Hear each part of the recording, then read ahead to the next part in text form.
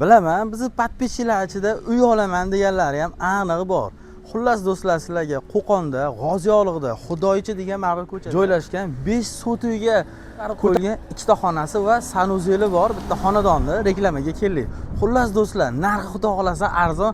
Jigar, bitta laykni bosing, xudo xolasa sizga yaxshi imorat ko'rsatyapmiz. Qurilishi yakunlanmagan.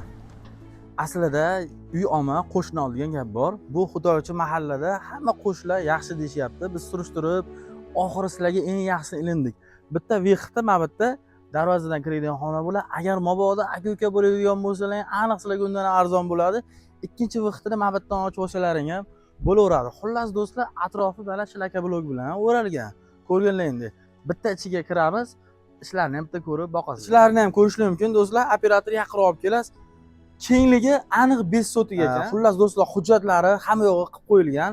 Chunki bu uyga qurilish yakunlanmagan ikkita bino va sanuzelni ham qilib qo'yishgan ekan. Do'stlar, atrofi o'ralgan. Mabodo ikkita aka-uka bo'lsalaring, bitta vixtni mabitdan qilib, ikkinchisini buzib, bunisi tomondan qo'rsalang ham bo'laveradi do'stlar. Xullas do'stlar, hozirgi kundachi mana oddiy men o'zim qishlarda turaman. Sotiga 3 mingdan oshiq aniq bizni o'zimiz mahallada ham. Lekin buni aniq narxini aytsam, siz bitta laykni bosib o'tishingiz aniq bo'ladi. Do'stlar, narxini 5 sotiga joyimizni 20 ming dollar deyapti.